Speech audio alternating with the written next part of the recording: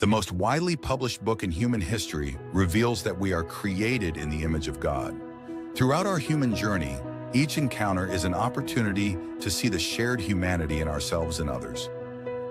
Regardless of one's views on religion, each experience and each story weaves us together towards a common a path of transformation, a process of growth and understanding, a recognition that, at our core, we share a common destiny. What does the search for truth really mean in our lives? How can we find a sense of unity in a world so diverse and divided? As we reflect on these questions, we start to uncover a fundamental connection that binds us all beyond our differences. Welcome to Created in the Image of God, Building Vibrant Communities, with our host, Wade Franson. Tonight's episode is Are You Polarized?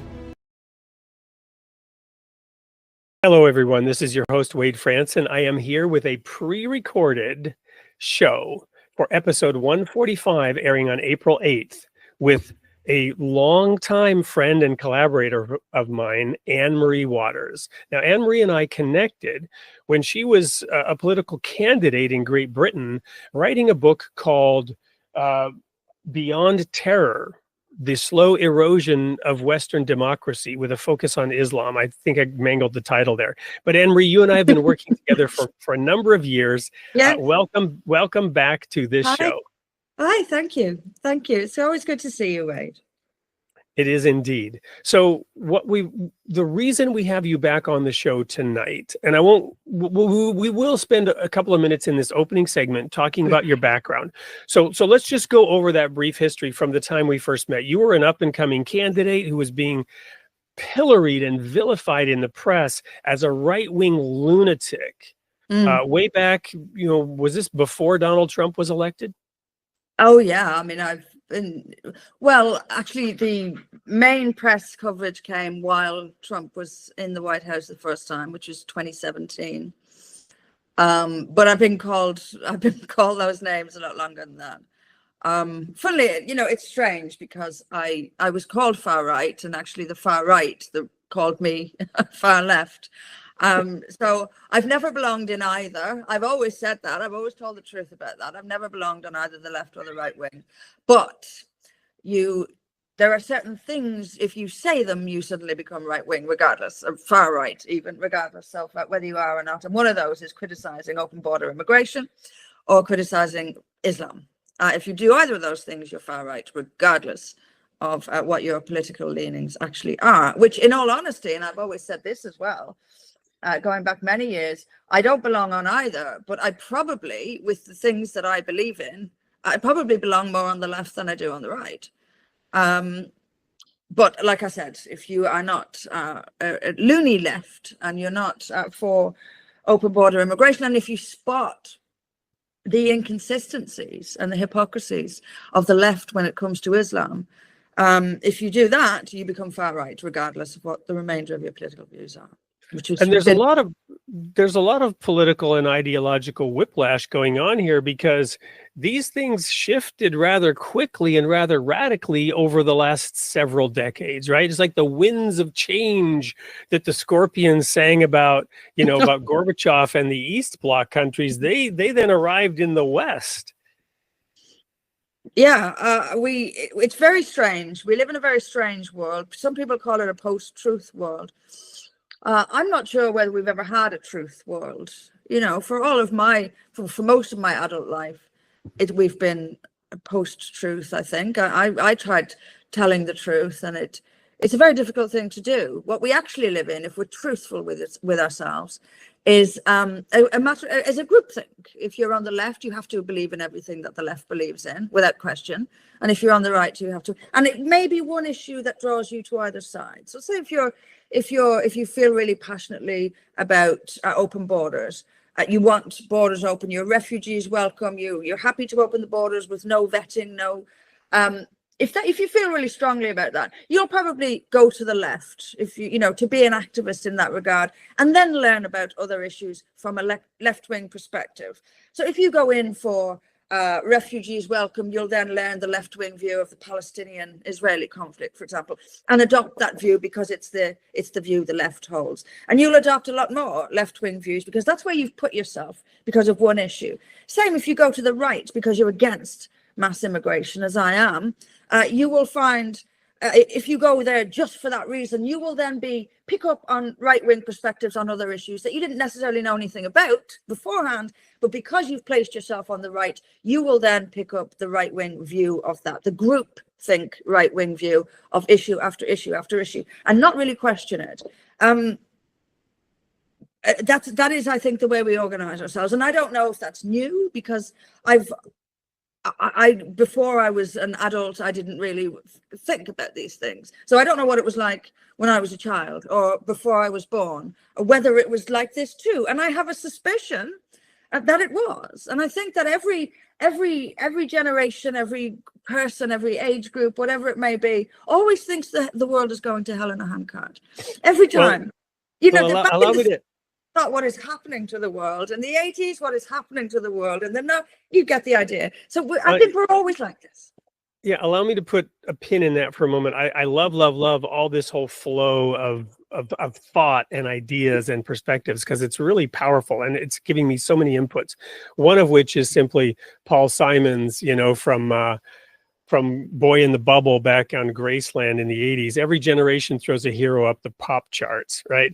But it's way beyond that, right? So to tune in now to my religious audience and the Baha'is in particular, the fundamental number one principle of the Baha'i faith is independent investigation of reality, independent investigation of truth. But Baha'u'llah says the people are wandering in the paths of delusion, bereft of discernment to see God with their own eyes, to hear his melody with their own ears. Thus have their superstitions become veils between them and their own hearts. Now, superstitions are religious beliefs and dogma that are disprovable by science or even by deeper study of the revealed word, right? But superstitions can also be ideologies, anything that we adopt and listen to in an unquestioning manner. If we go further into scripture in the Bible, which is, the foundation, the Old and New Testaments of Judeo-Christian society, we learn that in the end time, all the hidden sins will be revealed, right? So I think when you talk about a post-truth society, which I love that term, what's happening is we've always lived in a bubble, right? We've always lived inside the onion with many layers around it, keeping it. Bob Dylan, said, "Look out, kid, they keep it all hid," way back in Subterranean Homesick Blues, right? Look out, kid, they keep it all hid. The layers and layers of society and corruption like to keep you hidden deep inside that onion. But as you begin to strip the layers off, suddenly you begin to see the truth. But these old patterns of behavior in which people can pull these triggers on you and get you to run squirrel to the left or squirrel to the right, distracted by the shiny object of the issue, as you point out, whether it's borders, whether it's abortion, whether it's, the immigration, whether it's, whatever it is, Islam, whatever it is, they just get people running after that red meat because they're not mature enough really sorting through all the confusing and conflicting data as they emerge from that onion with the layers being stripped off. I think there's a few aspects to it. Not everybody has the curiosity. Not everybody, frankly, has I don't know how to phrase this, but I'm going to phrase it bluntly, the intelligence. And I think for a lot of people, it's not everybody has the time. But I think for a lot of people, and I think this is human nature, it's how we are. We can go back. Also, all of our attachments and baggage that we bring into the question, the emotional attachment to what happened to us, some slight that happened before we were even, an adolescent that is deeply buried in us that causes us to not see straight. We want to be part. Yes, there is our personal background, our subjectivity, the psychological injury we've experienced along the way, which is a human condition. But we also want to be part of a group. And I think this is primary. We want to be part of the group. And if you defy the group, you will be isolated, and we can go back to when, to prehistoric human, whatever. But let's not go into that too much. But we can go to Plato. Plato need an evolutionary human need to be part of a group. We don't need to be anymore, because we can survive physically without the group, but we are still terrified of being excluded from the group, and therefore we do not speak up. Even if we see something that doesn't make any sense, that is inconsistent with the group's mantra, the group's dogma, we don't say it, because we don't want to be kicked out of the group. This is fundamental. I love that we don't have to go back further than Plato, who coined the beautiful phrase, man is a political animal. He didn't mean what that sounds like. What he meant was man is a social creature. Of course. Man is a social creature. But we don't need it to survive physically anymore, but it's still in our brains. But I love the fact that that same term, social creature, could equally validly be translated political animal, which has a completely different connotation, and really gets to the heart and core of this issue that, we behave like political animals because we are social creatures.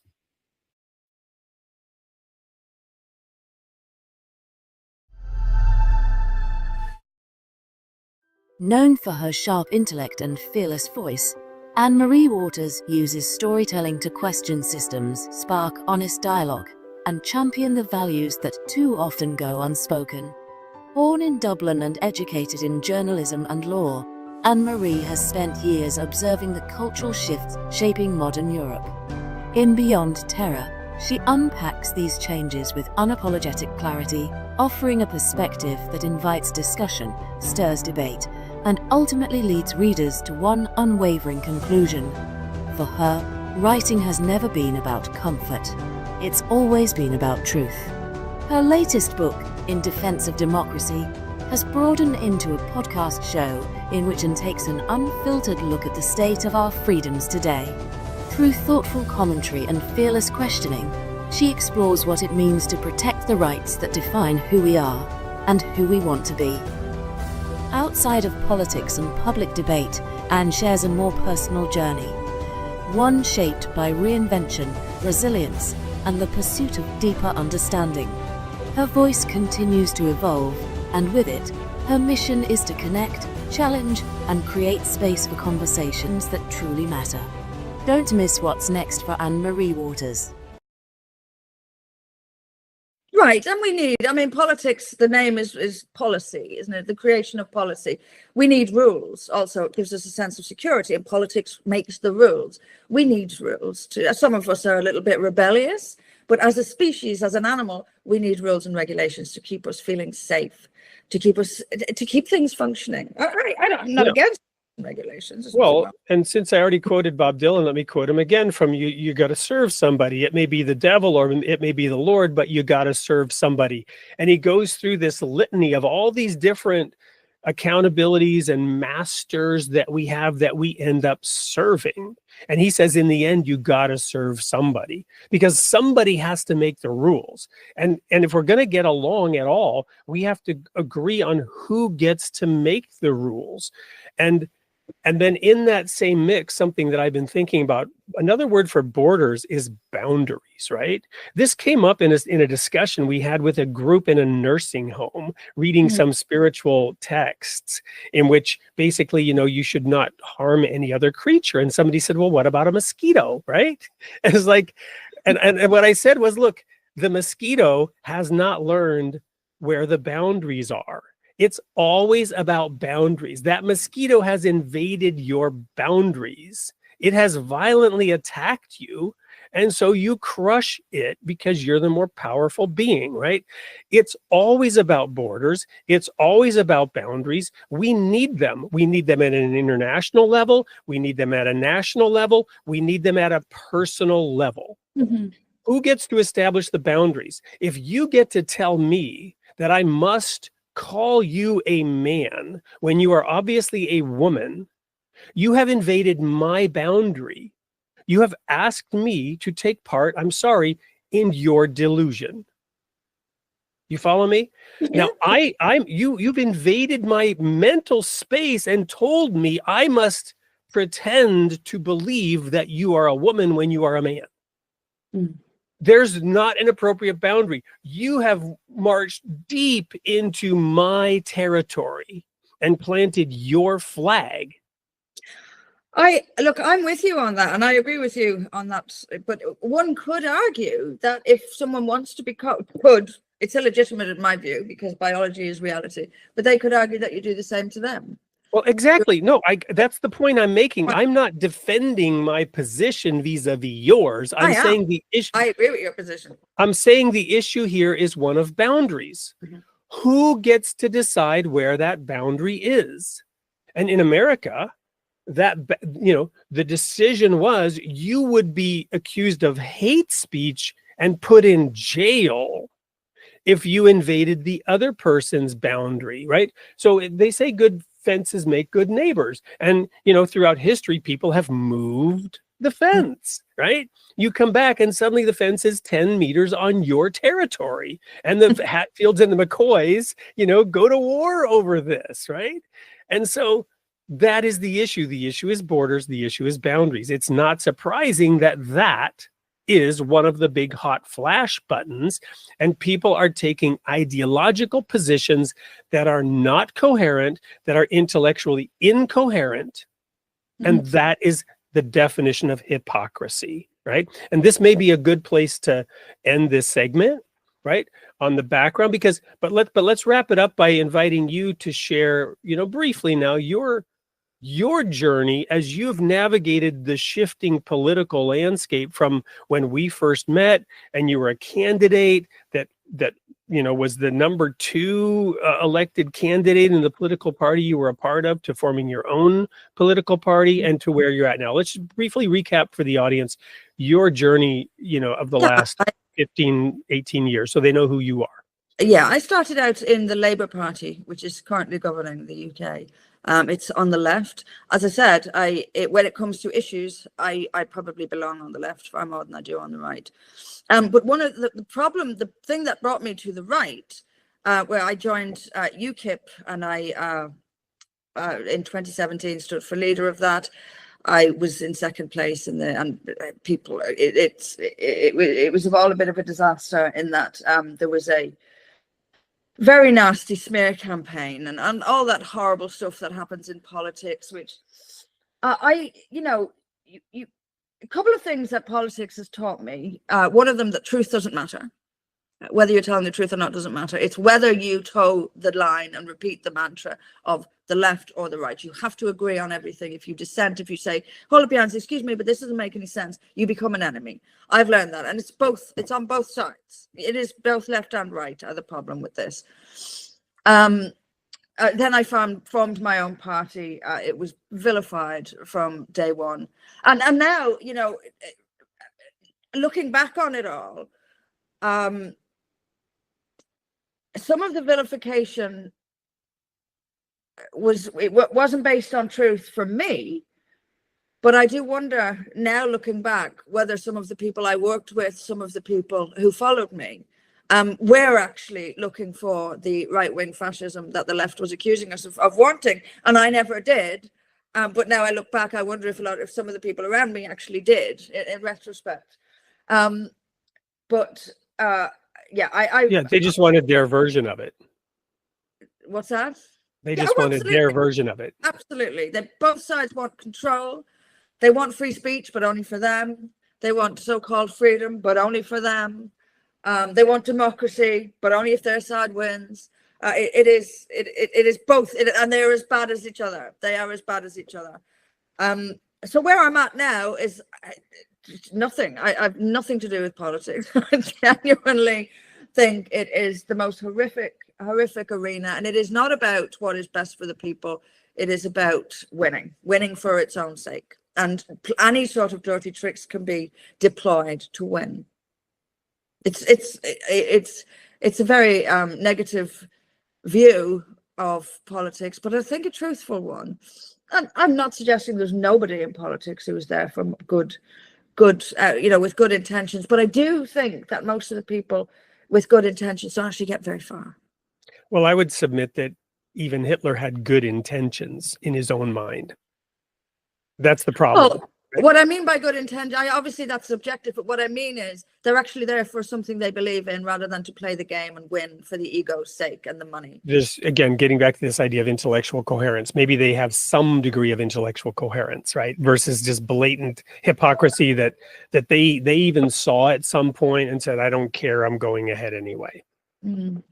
Yeah, I mean, there are some things that are undeniable. You can see a politician change their stance, and it's a dramatic change on something important that you would think would be on principle. Stance, rather than I have had further information, therefore I've changed my mind. That's admirable. But when your core value changes between Monday and Tuesday, you're not there with even subjective good intentions. You're there to play the game, and you're there to stay there and get as much money and as much power and as much recognition and fame as you can possibly get. The ego is the motivation, not the best will, even if that is your subjective view. Thank you. Thank you. And we'll move on from this when we come back. I just have to add one more thought, and that they are, with full disclosure, they're full of integrity, because the information that caused them to change their mind was the latest public opinion poll, and they are a politician. So their stated purpose is to win the support of as many people as possible. Right? Sadly. Why haven't they tried integrity? Maybe that would win them support from as many people as possible. Why don't they just give it a try? Just give it a try. That's my message to politicians. Just try being honest and sticking to your values. Let's see whether people will continue to follow you. Just because you haven't repeated the line that everyone's repeating. But I'm not sure they would. I'm not sure they would, but politicians don't seem to try. But I think it's ugly, but I think people want, in some part, they want the corruption. They're attracted to the bad guy. They want the bad guy, and they want the corruption, they seem to, and so they vote for it. And on that note, it's time for a quick break. When we come back, we will dive into the substance of what Anne-Marie is doing now, because she's not doing nothing. Stay tuned. We'll be right back with more of Anne-Marie Waters on the Created in the Image of God show. What does it truly mean to protect our way of life? In Defense of Democracy, Anne-Marie Waters invites you to look beyond the surface and explore its real essence. We often equate it with the act of voting. But is voting alone enough?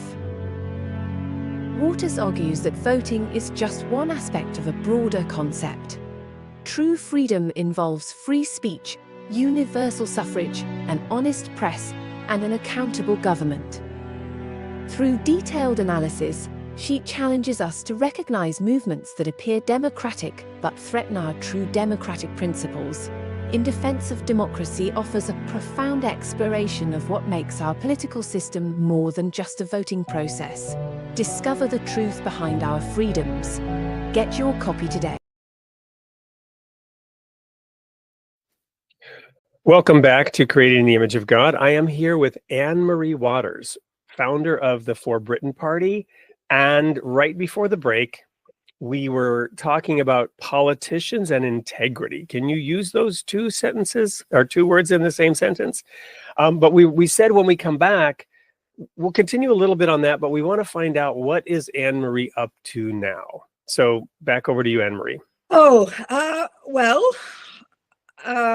Spending time with my dogs, writing children's books, and enjoying the good weather. I am going to start a new podcast. Now, the reason I am doing this podcast, I said I wanted nothing to do with politics. I meant electoral politics. I still have opinions on politics. And I'm doing this podcast for myself, to express myself. When you're in politics, you're forced into a position where you're trying to, you said this to me once, Wade, and it really stuck with me. You're trying to make people like you all the time. That is not why I am doing this. I'm not trying to reach anyone. I'm not trying to persuade anyone. I'm not trying to make anyone like me. I am expressing myself. And if people follow me for that, that's great. If they don't, they don't. I've had years of trying to chase people to approve of what I say. I will not do it any longer. I will do this for myself. And honestly, I think a lot of people agree with me. And it's always good to know that you don't have to belong to a group. You don't have to follow the group think. You can look at things objectively and make up your own mind about it. And that's what I intend to do. And just speak. I just want to speak. That's what I intend to do. That podcast Wonderful. In the next month or so. Yeah, we'll get into a little bit on that topic, but I want to dig into this idea a little bit about wanting people to like you. So there's black and white, and then there's all the gray in between, right? On any issue. And on this issue, you have like a slavish politician where we talked about, they will, between 8 p.m. and 10 p.m. they will change their position on everything based on an opinion poll. But then on the other end, you have trolls, right? Who are going out there posting things in order to get negative anti-engagement, right? And then somewhere in between are most of us, and certainly I think you and I are similar in this way. I posted recently something on Facebook from Thomas Sowell, which said, and I'll summarize it here.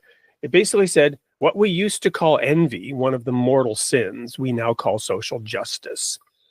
As you can imagine, I got a lot of anti-engagement on that from some people that I'm closely associated with. And I wasn't doing it to troll, but I was doing it to make people think. I was doing it to challenge the status quo of people's thought and to say, and obviously I'm not against social justice in one sense of the word, but I think Thomas Sowell is onto something. And he expressed it very well. I posted then a subsequent quote from his book in which he said, Dr. King, Martin Luther King, said that we used to, or he said, Thomas Sowell said, Dr. King said, I want equal opportunity, whether black or white, for individuals. But that has morphed and metastasized, you might say, into I want equal outcomes for groups. So it doesn't matter if this group's behavior or culture is inferior in some way. Now, it might be superior another way. You might have yuppies, right, who are really focused on business and success, and they might achieve financial success because of their culture. And then you might have Tibetan monks who might appear poor.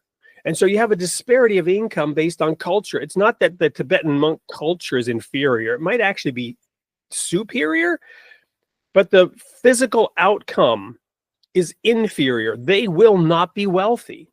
Mm-hmm. Does society have a responsibility to take from the yuppies material things and give to the spiritual poor?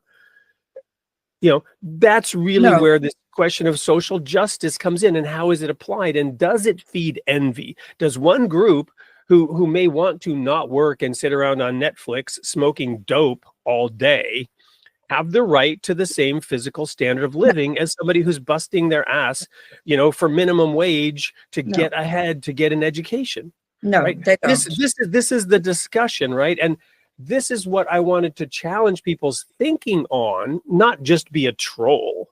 So where do you come down in what you're doing in terms of, are you a troll? Are you a thought leader? What is your goal and your intent of your podcasting and your writing? To clarify my own thoughts. Often I write to clarify my thoughts. I journal. I personally journal. I have done for years to clarify my thoughts. Like I said, it's primarily for that reason. It's primarily just to speak my mind.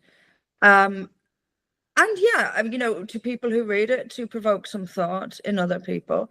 But it is primarily to express myself and to clarify my thoughts. You often find, or I do, that when I write, I learn a little something about what I think. That's a big part of it. I will write, I will speak, and what happens. That's how I see it. Can I make a comment on the? Please. Absolutely.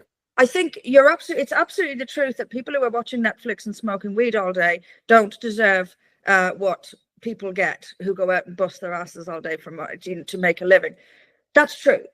On the other hand, is it right that people who work 40 hours, whoever, what, 9 to 5, come home with barely enough to scrape by, while other people who are working the same hours and doing less work, actual physical work, for example, so say a manual worker who works all week and gets by on a pittance still, but then you have somebody who is a CEO of something who actually does less work but comes home with millions.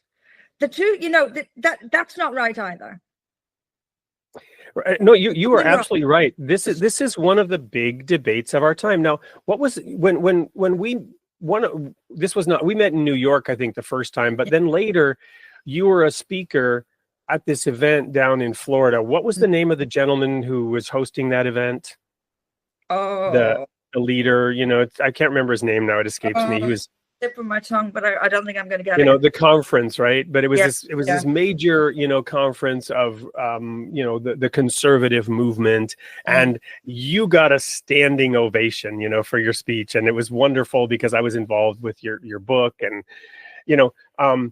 but the point is, the people in that camp, traditionally the conservative, and I get some conservative magazines. I also still subscribe to Rolling Stone, which is, flaming liberal politically aligned. So I read from both sides certain information so that I can understand both sides. I come from a servant leadership, Jesus disciple, better to give than to receive perspective. And yet I got an MBA in the corporate world. So my struggle in the corporate world for, decades has been to apply the principles, if you will, of social justice as taught by Jesus in a rabidly capitalist system, right? And this has been a struggle. My point here is this: the big debate is around big government versus small government. What is the responsibility of society to micromanage those outcomes to achieve, quote, social justice, unquote? Because I also traveled in the Soviet Union. I was literally in Leningrad at the time of its collapse, and I got to see how a centrally managed and controlled system with the stated principle of equality and communism, right, was an utter abject failure. And in country after country after country throughout history, this centralized control of outcomes does not work. So the way the universe works, the way it has been created by, in my opinion, the divine creator, is for this to be worked out at the granular level by individuals who have to make choices. Now, society has a role. The individual, the institutions, society as a whole, families, tribes, cities, nations, all of us have a role to play, but it's the balance of getting all these things right between mandating government-controlled outcomes, versus allowing the people to sort it out in the messy, individually led capitalist kind of way. And again, the black and white and the gray in between. I don't have the answer. I wish I did. But I know that communism isn't the answer. But one has to acknowledge that there's something wrong when government. Let's just take an example. Both of our governments are doing this at the moment. Your government is doing it. My government is doing it. Trying to save money. Now, it is always, without exception, the poorest who they save money from. Always, without exception. Your government is firing tens of thousands of people. Our government is taking benefits from disabled people to save money. But they will go and spend on all sorts of garbage. The very, very elite at the top. Look, I'm sounding like I'm making a left-wing argument. Perhaps I am, but maybe on this they've got a point. The very elite at the top, the 1%, they never seem to suffer when governments are saving money. It's always the poorest who lose. You're getting £80 a week from the government. Suddenly they take £20 a week off you to save money. But the elite at the top are still the elite at the top. There's something wrong there. There is something wrong there. And do I have the answer? No. But I'm saying I can see the left-wing point on this. There is something wrong with this. Well, and the rich never seem to suffer when saving money is the objective. Never. Always the poor. I could not agree with you more. So when I was 19 and I was figuring out my way and I was in trouble, I packed up my suitcase and went to get a theology degree. And like a a dervish, I walked away from any material goals. I wanted to serve God. I wanted to serve my fellow man. Later, I bought a one-way ticket with a suitcase to Europe, again, to work in the field of nonprofit service, right?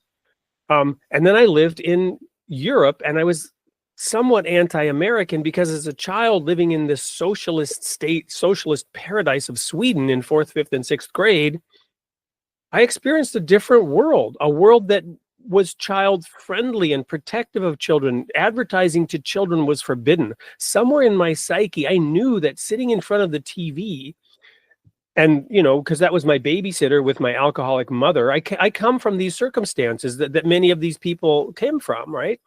Sitting in front of the babysitter, because my alcoholic mother, was nowhere around, I was ingesting whatever crap they were selling, right? They're spending, increasingly billions of dollars on market research about how to worm their way into the minds and hearts of children and rip a gaping hole that says, you need this thing that I'm selling. You will never be happy. You will never be whole if you don't buy this shit that I'm selling you, pardon my French. And now I come to Sweden, and it's government-controlled TV, and there it is forbidden to market to children. And I'm watching the epic hockey battles between the Soviet Union and Canada, where I was born, and Sweden, which was my now country and my father's nationality. And I loved the drama of, the red Soviet hockey army trying to prove that the Soviet system was better by winning at hockey, right? I grew up on this. So when I later moved to Europe within socialist countries as an adult, I loved it. But 10 years living in Germany in a socialist environment, I also saw the limit of opportunity. I did not have opportunity to advance myself through my own efforts the way that I had in America, right? And my mind began to shift, right? So I get it. You are not wrong at all in what you're saying, the sort of leftist viewpoint. The solution lies in discussion and work. The devil is in the detail. I think it lies in balance. I would dispute that either Germany or Sweden are socialist countries. They both have free market economies. They just have big social networks. But let me ask you this, if all of Europe does, all of Europe has a socialist safety net. For us here in the UK, we have free healthcare. We actually do all over Europe, whereas it's just government run. If you took Sweden and take the immigration aside, because I know the immigration has been disastrous for Sweden, but if none of these millions had arrived in Sweden and brought all this crime and horrible things with them, and it was just Swedish people living in their Swedish lifestyle, do you think they would have a better life than, say, inner city? I would argue that they do. Well, so here's the thing on that, right? And we recently had Jason Persoff on the show talking about medical science and COVID vaccines and all this. And he's like an advocate of science, and he constantly referred to the data. Of course, it's the data that he's collecting. It's the biased data that is, paid for by big pharma. He can't admit to the degree that, they told me to follow the science. I followed the money, and that's where I found the science. He can't admit and agree to the way in which all of medical science is biased, right? Because the money for the research is all coming from the West, and it is all profit driven, and they don't want to provide a cure for you. They want to provide a product that you will have to use every day of your life. And then at the end of your life, they want to give you new knees, new hips, anything that can extract the last amount of money from you that you have saved up in your entire miserable life that you spent, vaccinating yourself every other day for the latest threat, right? So what am I saying here? Well, I'm saying is that big science is complex, and science is in its infancy, right? So when you ask the question about would it be better in Sweden without all that immigration, the Swedish success story, the reason Sweden was such an economic social miracle was its I'm not going to say this word right, it's homogeneity, right? Sure. Sweden being one of the least diverse countries on the planet. But right? it got balance right to be. Well, but the social heart, and and I live in the Midwest now, and there's a lot of sort of North European influence in Wisconsin, right? There's this social consciousness that existed in Sweden. Sweden was the humanitarian superpower of the late 60s and 70s. They prided themselves like Switzerland. You know, you don't think of Switzerland as being nationalistic, but the two countries that have more flags per capita than any other were Sweden and Switzerland, right? They are so proud. They are so nationalistic, more nationalistic than any other country. I remember the Volvos, right? And on the back of every Volvo was the saying, "Har du råd att inte köpa svensk?" which means, can you afford to not buy Swedish, right? Make Sweden great again. No. And in fourth grade, I was taught about Sweden's glory years. You know why there are so many blonde Polish people? Is because the Swedish army raped all the women when they came through on their way all the way down to Lake Constance during Sweden's glory years. I'm serious. This isn't a joke. Well, I don't know about that, but it is true. And I was taught about Sweden's glory years in Europe when I was in fourth grade. That was part of the national pride. They weren't ashamed of it back then. They were proud of the fact that they had once been a great conquering warrior, and the Vikings and all that, even though the Vikings weren't necessarily from Sweden. They were maybe more from Norway. But the point is, Sweden's greatness was understood by those people, and now they translated that greatness into humanitarian effort to help other people have what they had, right? So to your point, no, they weren't really socialist, and they were certainly not diverse. You follow me? But they were wildly successful. So to your point about balance, no, Sweden needed diversity in the long run. But it's their right to control their borders and decide how much they let in and how much they don't. That is their national... let in far too many. Well, I would agree with you. They've let in far too many of certain types of people. Exactly, certain types of people, and that's not racist. It is not racist to decide the kinds of people you want in your society. If you have them in your society, you have an obligation to treat them morally, ethically, with kindness and all that. But you have the right. Good fences make good borders. We talked about boundaries. So sorry for this big long monologue about Sweden, but you're right. The success story of, quote, socialist Europe is that they're not really socialist. They had a balance that was different from Russian style communism or Chinese style communism, which is always authoritarian. It's not just ideological. When we say communism, there's this whole ball of wax, right? We're not just talking about an economic system. Sorry, I've gone on a monologue to answer your question, but I think Europe is. I mean, immigration is destroying Europe, and there's simply no denying it. But that aside, I think we have managed, in many respects, to have best of both. We are not communist, but we're not uber capitalist either. I know, I love America. You know, I love America. I'm not going to criticize America, but isn't the capitalism just a bit too extreme in America? I mean, for example, I remember, I think it was George W. Bush, and he was meeting people. I remember seeing a video, and this woman had like 2 or 3 jobs, and she was still only, and he said, isn't this wonderful? Isn't it wonderful that we have to work 2 or 3 jobs just to stay afloat? And I'm thinking, no, it isn't wonderful at all. It's a sign of a broken economy. If you have to work 2 or 3 jobs just to stay standing still, there's something wrong here. And you have to pay. So I'm going to tell you what Europeans think of the healthcare service. How do you have to pay? How is it causing bankruptcy and homelessness? And they think this is a huge success. It isn't. There's something wrong there. There is. Amen. You're absolutely right. We're right here in Europe. We're not socialist. We have a capitalist economy. It's a free market economy, but we have a socialist safety net underneath it. We don't have to work 3 and 4 jobs just to pay our rent and call that a success. There's something wrong there. There is. 100% agree. And when we come back from break, I'm going to have you talk more about that. Don't go anywhere. We'll be right back with more of Anne Marie Waters on Created in the Image of God. Welcome to the Royal Falcon Foundation. Our curriculum and activities inspire and train adolescents through hands-on experiences, fostering growth and empowerment. Through immersive and challenging experiences, we shape young minds to think independently and develop their leadership skills. Our programs foster new friendships and unity, shaping young leaders to tackle real-world challenges with confidence.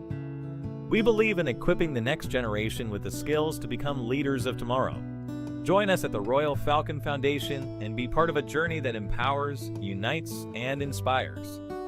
Double your impact with our matching grant. Until the end of 2025, every tax-deductible donation to the Royal Falcon Foundation, up to $1,000, will be matched dollar for dollar. Visit our website to donate now or email info@royalfalconfoundation.org for more details. Together, we can make a greater difference. Welcome back to Created in the Image of God. I'm your host, Wade France, and I'm here with Anne Marie Waters, former British politician, thought leader, soon-to-be podcaster, writer on Substack. Right before the break, she was saying there's something wrong with American-style capitalism when the president of the country praises a woman working 3 jobs. I'm going to tee up this question and then hand the mic back over to you. So I could not agree with you more. Where that's coming from as an immigrant. My father came from Sweden. I was born in Canada. I am an immigrant. And what made America great was obviously immigration, right? And this is one of the big topics of our time. The immigrants that came to America, my dad wanted to get to America because it was Stora landet i Västern, the big country in the West. This was the dream of everyone in the world in the 50s and 60s to get to America, the land of opportunity, the golden city on the hill. The problem is, and this is where the crux is, the problem is, it's been written in many songs like the Eagles' Last Resort, and there's a Crosby, Stills, Nash and Young song that talks about this, the American dream. I don't know where we went wrong, maybe back when we were young and strong.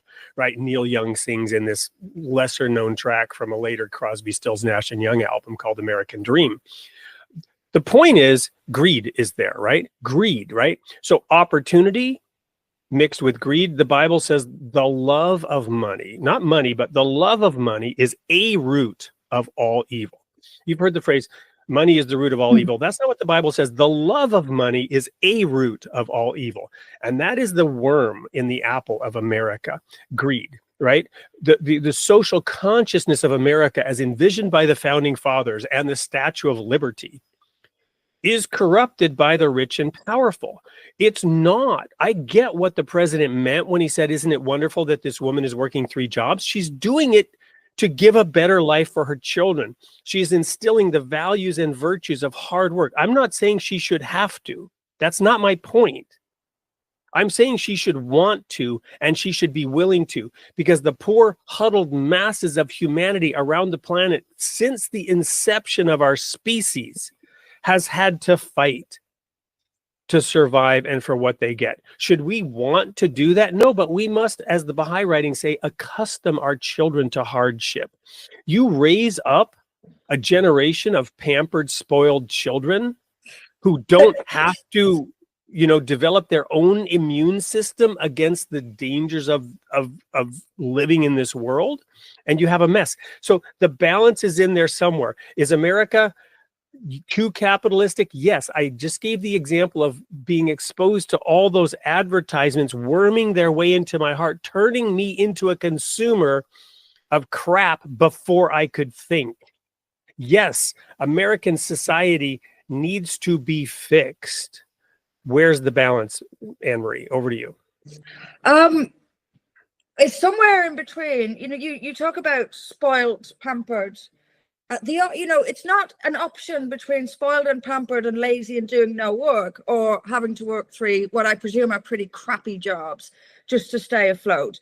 Neither of those 2 things is okay. What if we just had a job that we worked hard at and that we still had time to spend with friends and family and to live life, and that job that we did, that we worked hard at, was enough for us to have a decent life. That's the balance. I'm not saying people should do nothing, but also people should not be working 3 crappy jobs to play for what I presume is not a particularly wonderful life outside it. How does this woman spend any time with her children? How does she spend any time enjoying life? Life is, yes, we work. Work is good for the soul. I agree with that. But you also need time to enjoy, to live, to see that, to smell the flowers, to walk in nature, to live, to see joy. It can't all be grind. And you know, when you're in Uber capitalism, it seems that that's you. It's work. Life should not be all about work, but it shouldn't have no work in it either. To me, it's all about balance. And like I said to you, I don't have the answers to this. I look at the world and I see. I see this cannot be right. Do I have all the answers? No, but there's something wrong with this. I just something I always find, when you talked about advertising, something I always find remarkable in America is the adverts which go from literally from melted cheese on top of melted cheese on top of melted cheese on top of red meat, and the next thing will be a cholesterol drug. So you go from this advert to that advert. It is uber capitalism. Everything is a marketplace. And yes, that is to be admired in some respects. But again, it's about finding balance. On the immigration, yes, America is a nation of immigrants. Literally, it was built by Europeans. It was made by Europeans. This is the point. Europeans, you didn't have racial and cultural divide when you had Europeans arriving en masse to build America. You didn't have this racial division that is deliberately stirred up these days by politicians. You also had, America had if you come to America, you become American. You adhere to the Constitution. You know, Europeans were okay with that. That's what they wanted. They wanted to live as Americans. When you open your borders, however, to people who hate America, who hate the Constitution, who will not, under any circumstances, live under a Constitution written by white men, remember, if America's border stays open, there's no way for example, Black majority America will continue to live under the US Constitution, which was written by white men. There's absolutely no way. So then America is gone. And I'm always, curious about people who defend the flag rightly. I love the American flag. I love America. I can't say it enough. I do love America. But you will not have America if the border stays open to people who hate America, who will not live under a constitution written by white Europeans.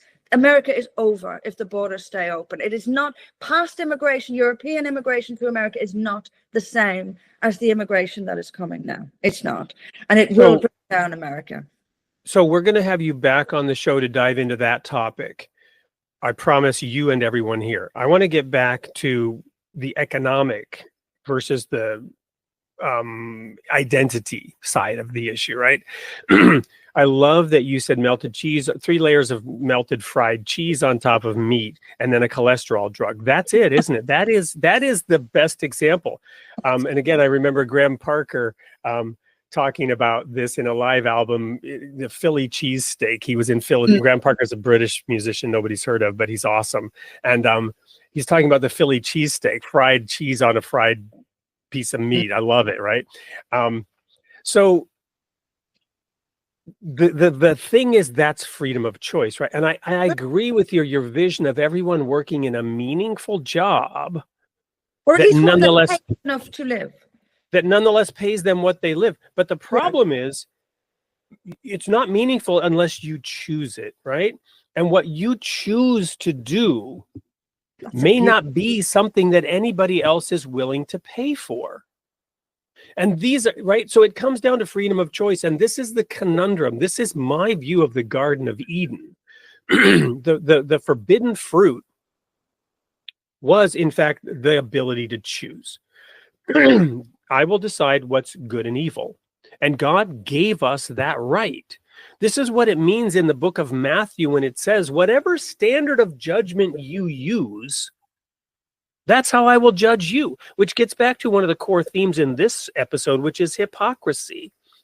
Are you living by a double standard? God actually says, you know what? If you want to live by that standard, it's okay. But you better apply it consistently. I've given you the planet. It's yours. You are sovereign.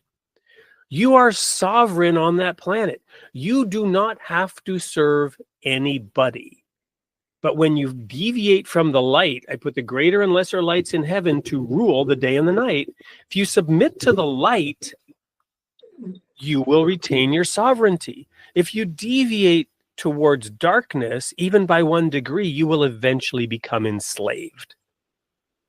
You will either master the universe as I have set it up, the rewards and punishments inherent in your planet.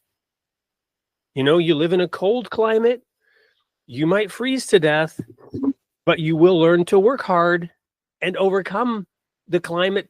If you live in a hot climate, you might, be exposed to the heat and the animals. But if you follow me, inherent in this is our choice. Whatever standard you set up, that's how you will be judged, right? So that's really, it comes down to that basic principle. And if you choose to become an underwater basket weaver, to use that old saw, maybe nobody wants a soggy basket and you may not get paid for it. Sure. It's less about, choices are not always available. So we can't choose from absolutely everything. But I know that people have to do the jobs that most of us don't want to do. But wouldn't it be better to give a person dignity in whatever job they do, and they will then want to do that job more? So you can do. Yeah, I'm not opposed to a society. Pay. I'm not suggesting that street sweepers should receive the same money as cardiologists. That's absurd. What I am saying is that there should be dignity in everyone's work, and that even the people at the very, very bottom of the financial ladder should still have enough to get by. They're not going to have a mansion, but a decent home to live in and some time to live, not to be working all day, every day, some time to live as well as work. And that people at the very bottom of the economic barrel should also have dignity. And I think that would make work a hell of a lot easier if they did. I don't disagree. And this is one of the big issues, right? Minimum standard of living, minimum standard of care, a minimum guaranteed in a fabulously wealthy society. Why shouldn't there be a minimum available amount of money? But and this gets back to social justice. This gets back to the whole, systemic racism, right? When you take and you compare groups of people, by whatever identifying characteristic you match these groups of people, it is an oversimplified, conflated statistic, right? Let's take, if we compared, well, you have to choose a sample set where there's real difference, right? So cultural differences, if you compare two culturally different groups, you're going to have a different outcome because it's complex, right? But where you say, I'm kind of down a rabbit hole, I need to formulate my thoughts more clearly before I try to express this, but my point is, social justice and envy, wanting to get the same result for completely different effort, focus, is not okay. No, it's not. So somewhere in there has to be a balance. So here's the example, right? Minimum care. Should society provide a new knee for somebody with a knee injury who can't afford it when they are 20, 40, 60, 80, 100? When does society decide you don't get a new knee? It shouldn't. Well, I don't know. I mean, well, I'm not going to get into this because some people that I'm going to talk about might be watching the show. Let me put it differently. If you have some level of discomfort, right? You believe you are a woman born in a male's body. Does society have a responsibility to relieve that discomfort by paying for any and all transgender surgeries that you feel you need to alleviate that discomfort of having been born in the wrong body? And should I, as a taxpayer, be expected to pay for that? I would argue no, not necessarily, but that person, I think people should have psychological. So if you really feel you were born in the wrong body, look, I'm not transgender, so I don't understand this, and neither are you, so neither of us understand what that feels like, to feel like you're in the wrong body. I would suggest that that person needs to talk about this and to work through their emotional pain before we start cutting them up with scissors, especially children. Do I believe that? Look, let me just put it this way. I believe in universal healthcare, absolutely. And part of the reason I believe in it is because we're all going to need it. And you don't have, you know, I've heard, again, I'm going to sound like I'm picking on America. I'm really not. But I've heard an American politician, I can't remember who, say that the massively extortionate, frankly, cost of healthcare in the US is symbolic of freedom. How on earth is it freedom to get sick or to have an accident and for that to destroy your life because you can't afford? Well, again, it is freedom. To begin with, that's not freedom. Freedom, I would argue, is to not have to worry about having an accident or becoming ill because society will be there to help you. And another point on this, I don't understand the difference. If my house went on fire, the fire brigade would come and put out the fire. Why is that different from if I get cancer? The medical people come and give me treatment for it. We're both saving my life. It's both paid for by the taxpayer. Why is it different? Why is it not socialism to have a fire brigade, but it is socialism to have universal healthcare? They're both the same. They're both to save your life. They're both paid for. We all put into the pot because someday we may need a fire brigade, and someday we are definitely going to need healthcare. So how is that? You know, let me answer that question. Okay. So crazy. Let me answer that question. So we have this study group where we go into a nursing home every Sunday and we read from all the holy writings. And I think this was a Hindu verse a couple of weeks ago that said, if your neighbor's house is on fire, you need to get rid of the straw in your house. And the context was spreading evil talk. I think, you know, anyway, my point is this: the fire brigade comes to your house, whether you have open cans of turpentine and straw and children and matches right in your house or not, right? So the idea is let me finish. Okay. Let me finish. So healthcare, and this is where freedom enters into it. If I choose, did you ever see the show Super Size Me? Yes. Okay. If I choose to do that, eat at McDonald's 3 times a day, there will be consequences of that. And yes, there should be minimal health care. But getting back to the knee replacement, I personally know people who have had both knees replaced and still cannot walk and won't walk and had no money. And this was all paid for. You follow me? And there are things that person needed to do. I understand. It's called personal responsibility. There were weight issues involved. There were, sitting watching TV all day involved. There's exercise. Fine. Personal responsibility. I'm not against personal responsibility. But this is the balance. How do you manage this? Hold on.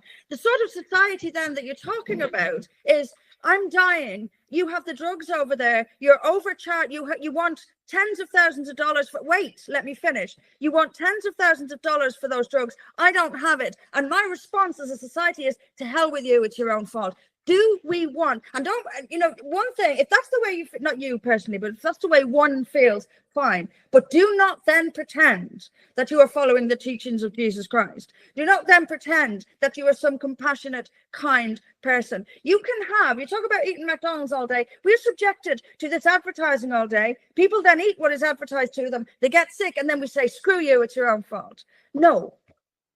No. But again, this is the point. The point I'm responding to is freedom. You brought up the issue of freedom. But freedom right? is not, it's not freedom to have to be left to die because you don't have enough money. That's not freedom. Freedom is knowing that you can be sick and you will be taken care of. That's freedom. It's not freedom to say, to hell with you, let you die, you don't have money. We will take care of you if you get sick. That's freedom. So we have to avoid straw men and caricatures, because I don't think anything. So a few years ago, we had a political candidate, Sarah Palin, and I remember I think she was one of the ones who was talking about the death councils, right? Under Obamacare, there will be death councils who will decide whether or not. This is the hysteria about universal health care that is. Let me finish. This is a caricature. This is what I'm talking about, right? This is a caricature. This is a straw man, right? You have them on both sides of this issue, right? I'm talking about a real life situation, and it's not just one person. It's systemic. It's systemic in the medical industrial complex. This person that I'm thinking of, sadly, it is an individual, but it's a real life case, was convinced and told that getting both these knees replaced would solve the problems when it wouldn't. This was a desire to feed another person through the system so that everybody could collect the money from this activity that was not going to help the person. And the rationale and the reasoning for why this was done and why it's humanitarian and why it's the right thing is exactly the rationale that you are using, right? So this doesn't... That's a straw man.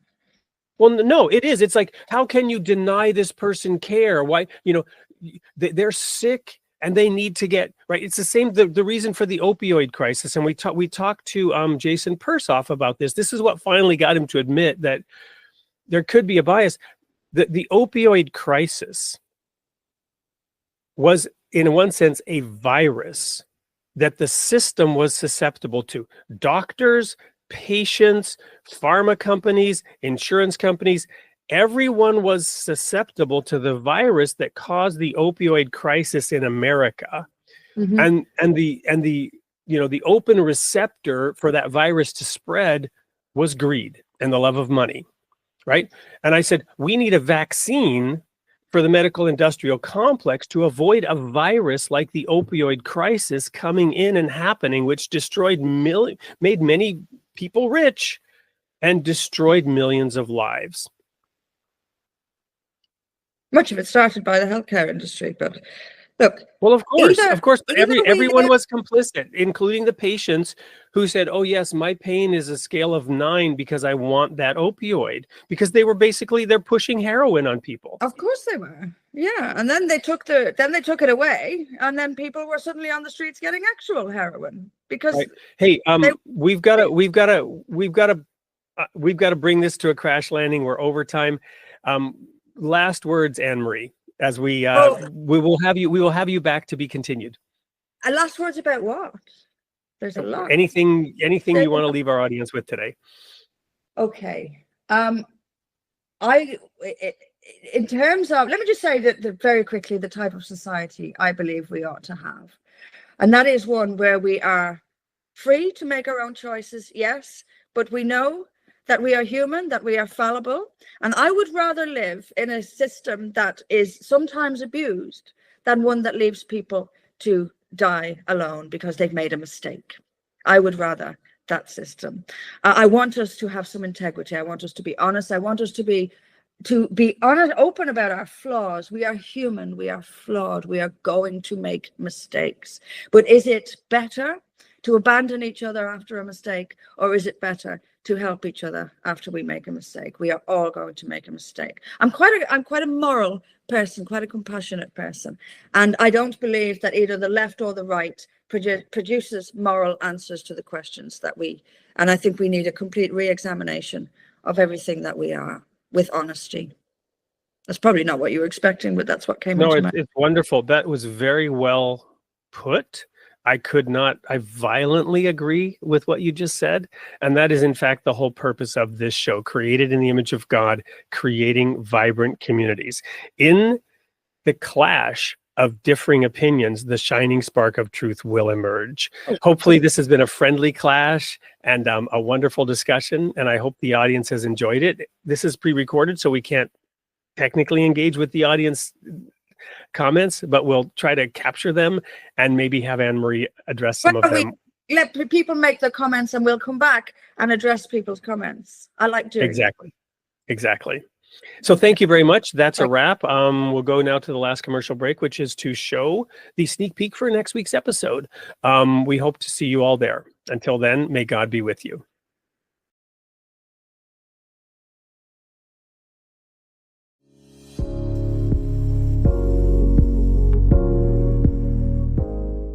Hey everyone, it's Wade Franson, back with another sneak peek for Created in the Image of God. This time we've got a gentleman who's currently living in Singapore, or is it now New Zealand? This is an itinerant preacher, a fascinating individual who focuses on the gift of prophecy. Now, this doesn't mean, giving a prophecy of what will happen, but inspired speaking and teaching that connects directly with the individual in question. The topic is encountering the divine, tuning in to the still, small voice. We'll be talking about how hearing God's voice in the still of our hearts is an essential part of the Spirit-filled walk and life. It is to walk in the Spirit and be led by God. Jeremy explains that this is a discipline that can be practiced and learned in our efforts to grow. Welcome to the studio, Jeremy. Hi, thank you, everyone, and it's great to be here with you all. Yeah. Indeed. Now, so tell us about how this Spirit-led life walk works in a soundbite version. Oh, wow. In a soundbite version, that is really my understanding is it's to live the surrendered life, to live the life that has the heart that is postured towards the Lord. And it requires a constant, I guess you would say, like the ancient monastics talked about practicing the presence of God and having an awareness of God's presence at all times, kind of interacting and surrounding us. And then there's an awareness of that, but there's also the heart that wants to draw upon that awareness and have a kind of a tangible connection to the divine and seek to forge that connection, then to nurture it, and then to allow the Lord to kind of creep up on us and to prompt us to, bring us here, bring us there, just to impress different thoughts and impressions to us in order for us to, what the Apostle Paul says, to keep in step with the Spirit and to walk in that way. Yeah. Well, thank you for that. So back in the day when I was a member of a somewhat exclusive religious group, we looked down on some of the more charismatic because we felt like they were going more with their emotions and feelings, and they weren't submissive to and subjective to the objective word of God. So there's a little bit of a tension there.